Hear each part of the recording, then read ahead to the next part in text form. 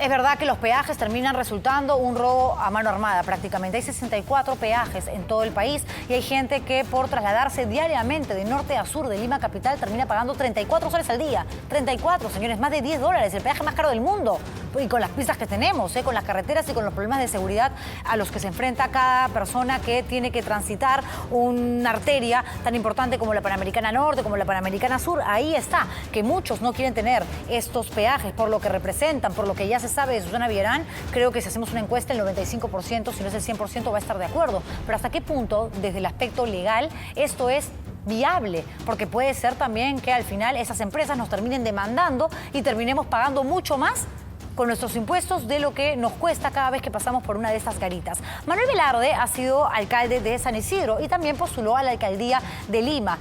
Él tiene una postura incluso más drástica. Él no habla de la anulación de los contratos, él habla de la expropiación de estos peajes, algo que ya no dependería única y exclusivamente del municipio de Lima, sino también incluso del Congreso y del Gobierno Central. ¿Cómo está? Gracias por venir. Encantado de estar acá. Señor Velarde, algunos han dicho que su propuesta es tan alocada que es un acto absoluto de populismo. Contra la corrupción hay que ser drástico. A la corrupción no le puedes dar un centímetro de espacio para que opere en ningún sitio, y menos causando la injusticia y el perjuicio que está ocasionando a miles de limeños. Aquí lo que se necesita es una respuesta política. ¿Por qué?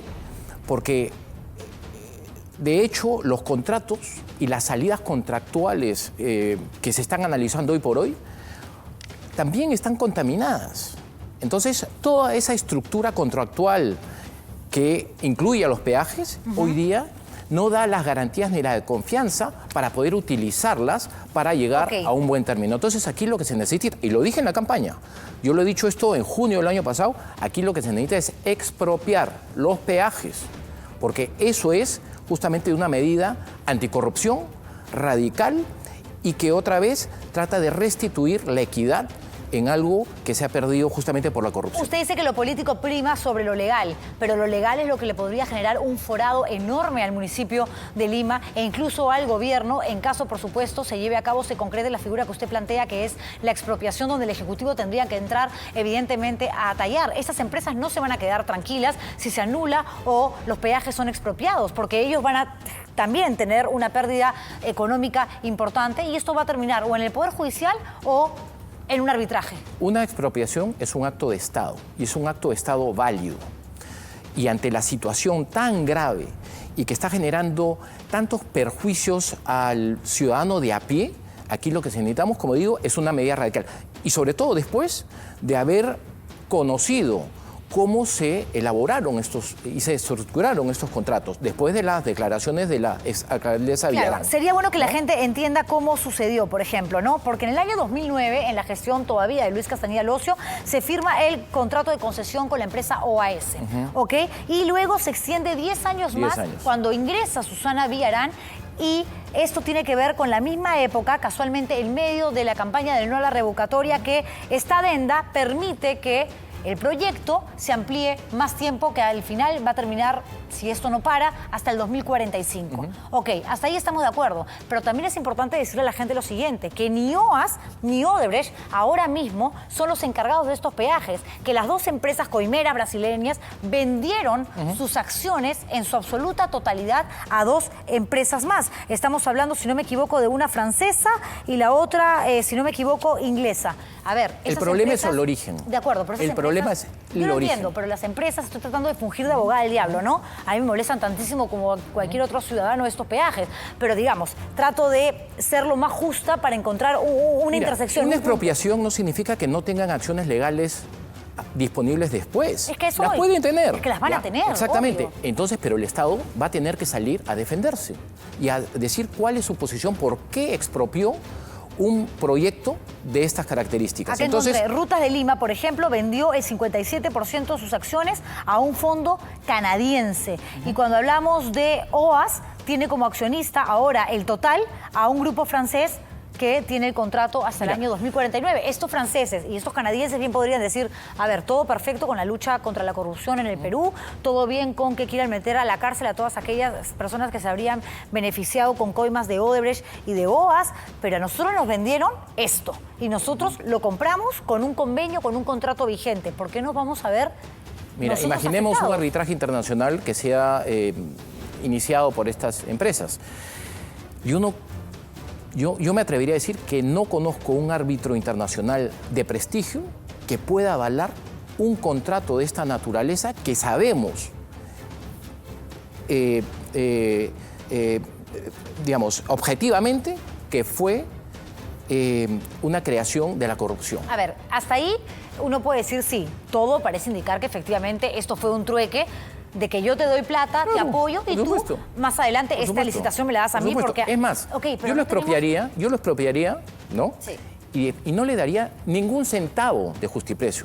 Eso que se discuta en una sede arbitral, en una sede judicial. En cuanto a forma, señor Velarde, podemos estar de acuerdo. El asunto es, si todavía, por ejemplo, los que habrían recibido plata de Odebrecht, hablando ya de la gestión municipal, Villarán y Castañeda, que no entiendo cómo nadie lo toca, pero de estos dos personajes y de la gente que estuvo a su alrededor. Si todavía ni siquiera hay una condena, una sentencia, por más de que todo parezca indicar que las cosas sucedieron como usted bien las explica, ¿cómo estas empresas se van a quedar tranquilas diciendo, sí, bueno, yo no digo que se van a quedar tranquilas, ¿ah? A ver, o no se queden tranquilas, digamos, porque finalmente el árbitro le dé la razón al Estado peruano o a la Municipalidad de Lima y no a la parte demandante.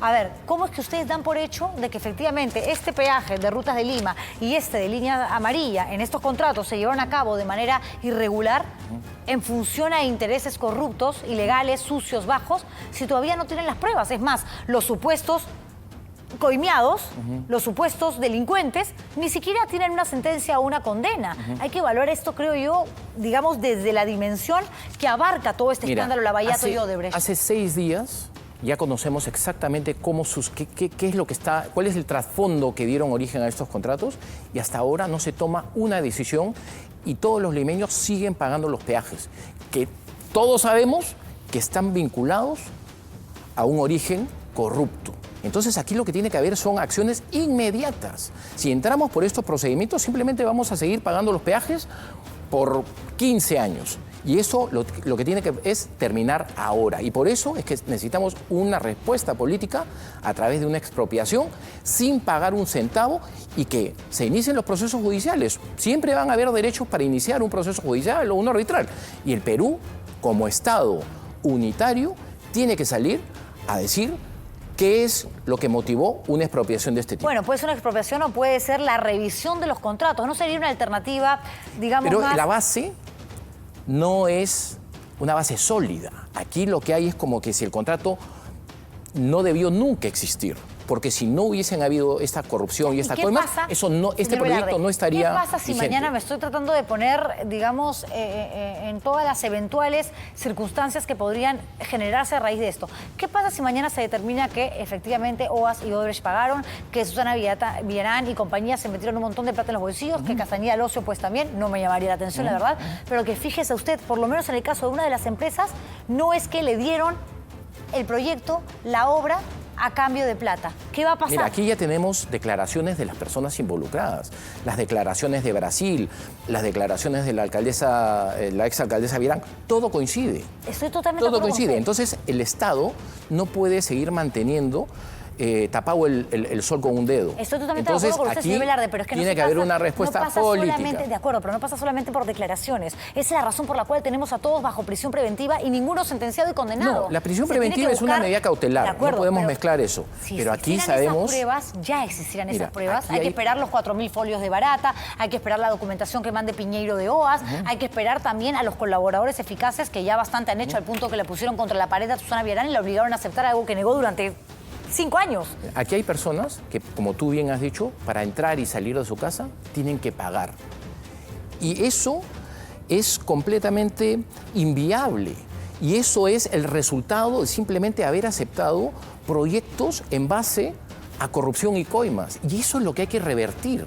Por eso te digo, aquí las respuestas legales, y van a haber muchos expertos que digan que este es el camino legal, el contrato dice esto, hay que interpretar esto, pero aquí lo que tiene que hacer un Estado que promueve la lucha contra la corrupción y quiere que sus ciudadanos vivan cada día mejor, es tomar el toro por las astas y expropiar estos proyectos mañana mismo. Si fuera por usted, si usted fuera alcalde de Lima, el sábado que acaba de pasar, el pasado, una semana ya, habló Susana Villarán.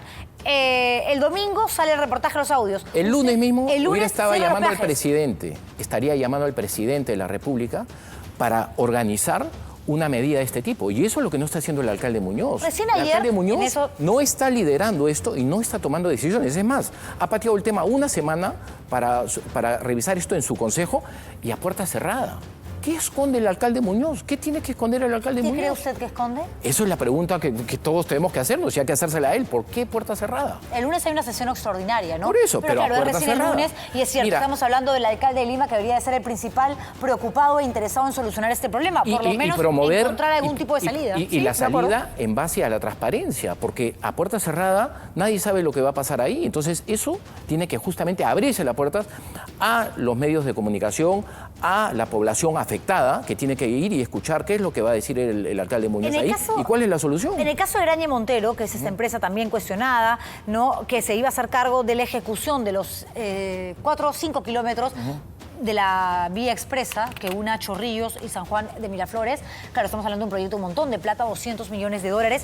Claro, él se cerró en que iba a ser Grañe Montero y al final no le quedó otra que recular y decir, en vista de las nuevas revelaciones. Exactamente. Uno dice, a ver, el alcalde de Lima no se entera de nada, recién después de una semana o 2 semanas dice en vista de las nuevas revelaciones que en realidad no cambian nada con respecto a la información que ya se manejaba. En el caso de Villarán ahora sí es mucho más contundente. Otra vez, una falta de liderazgo y una falta de tomar definiciones en los temas. En unos no las adopta, como es en este caso, y en otros donde los adopta, retrocede. Entonces aquí lo que hay es una ciudad que no tiene rumbo, que no tiene autoridades con un liderazgo para solucionar los problemas graves que hay. Y entonces, esto en los primeros 4 meses. Todavía falta un montón de tiempo para que acabe este gobierno. ¿Cómo va a terminar Lima de aquí a 3 años y medio? Esa es la gran incógnita. Bueno, quienes nos escuchan, y lo escuchan ustedes sobre todo, pueden decir, bueno, no me parece ilógico lo que dice Manuel Velarde. De hecho, comparto su indignación, su molestia, porque a todo el mundo le llega a pagar peajes y soltar, desembolsar tanta plata hay que solucionar. Cuando hay corruptos que se benefician eventualmente. Yo sigo hablando en condicional porque como periodista entenderá que yo no puedo dar por sentado algo que ni siquiera el Poder Judicial ha logrado corroborar. Pero claro, hay otros que podrían decir, claro, lo hace por el dolor de la herida que perdió, que Muñoz le ganó en las encuestas, le ganó en las calles. Mi propuesta viene de junio del año pasado. Yo lo que dije es, aquí va a haber un problema y hay que solucionarlo de esta manera, hay que expropiar. Hoy día el problema ya reventó, no tenemos solución y otra vez yo salgo a decir la propuesta que yo dije en junio del año pasado era la viable, era la adecuada. Y es la que tiene que adaptarse hoy en día justamente para que estas injusticias y estos abusos que están creando estos peajes cesen lo antes posible. Digamos, señor Velarde, que el lunes se lleva a cabo esta sesión de consejo en la Municipalidad de Lima, que ya ha sido anunciada por el propio Jorge Muñoz. A los pocos días ya cerramos los peajes, hasta nuevo aviso. Vamos a ver si anulamos los contratos, si expropiamos, si revisamos esta documentación, pero mientras tanto ni un limeño más, peruano más, paga por esto que es la obra de la corrupción. Perfecto. ¿Qué pasa si las empresas, que ya no son ni OAS ni Odebrecht, repito, vendieron sus acciones a una empresa canadiense y a una empresa francesa, si no me equivoco, lo dije hace un rato, que mala memoria, en fin, dicen, no, nosotros vamos a proceder porque estamos en nuestro legítimo derecho. Para no llevarlo al Poder Judicial y que esto demore 5 días, 15 años, vamos a buscar que sea a través de un arbitraje que se defina, que se determine quién tiene la razón. Y el Perú pierde. Digamos que el Perú pierde. ¿Cuánto nos va a costar la indemnización que van a cobrar estos señores? Mira, lo que pasa es que el contrato está estructurado de tal manera que las empresas brasileras nunca iban a perder. Y ese es el problema. ¿Por qué? Porque como fue estructurado en base a coimas, ¿no?, todo funciona a favor de... No, está claro, entonces, pero ya no son las empresas brasileñas las que perderían. A OAS y a Odebrecht les importa 3 pepinos ahora mismo, a pesar de que se están lavando la cara y demás, les importa 3 pepinos lo que pueda suceder, porque ya no tienen acciones, ni en Rutas de Lima ni en Línea Amarilla. Como no son tontos y son bastante más inteligentes que los empresarios aquí y que los políticos acá, lo que hicieron es, antes de que las papas quemaran, te la vendo, te vendo mis acciones y yo, patitas, ¿para qué te quiero?